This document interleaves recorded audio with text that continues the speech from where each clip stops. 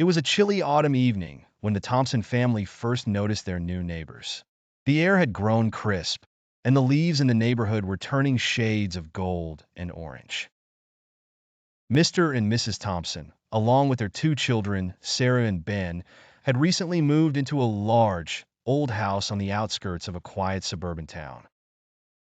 The house had been vacant for years, and despite its age and creaky floors, the Thompsons were excited to start their new life there. The neighborhood was peaceful, surrounded by tall trees and old-fashioned houses, some well-kept and others showing signs of wear. The Thompsons had chosen the house specifically for its spacious yard and its proximity to a top-rated school for their children.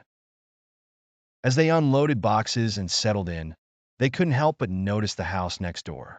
The house was older than theirs, its windows obscured by overgrown ivy, the porch sagging under the weight of years of neglect. What struck them the most, however, was how silent it seemed. No lights ever flickered on at night.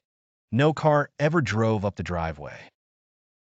It was as though the house was abandoned, despite the well-maintained lawn and a perfectly mowed garden. The Thompsons assumed the family living there simply kept to themselves.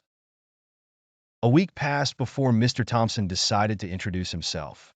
He had noticed the mailbox still had letters stuffed inside, some of them old and yellowed.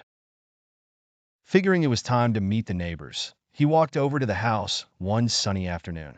The door was open when he arrived, and he hesitated before knocking. A shadow passed by the window, and just as he was about to leave, the door creaked open. A woman appeared, tall and thin, with a pale face framed by black, unkempt hair.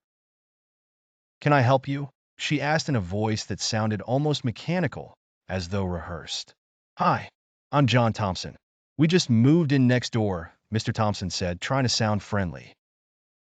"We just wanted to introduce ourselves." The woman didn't respond immediately. She simply stared at him with wide, vacant eyes, as though trying to assess whether he was worth acknowledging. Finally, she nodded slowly. "Yes, I've noticed you. The house is nice, isn't it?" Her words felt oddly disjointed, as if she weren't used to speaking at all. "Yes, it is," Mr. Thompson replied, unsure of how to respond to her strange manner. "Would you and your family like to join us for dinner sometime? We'd love to get to know you better." She seemed to consider the offer for a moment before shaking her head. "No, we don't entertain guests. But thank you for offering." Her lips curled into a thin smile that didn't quite reach her eyes.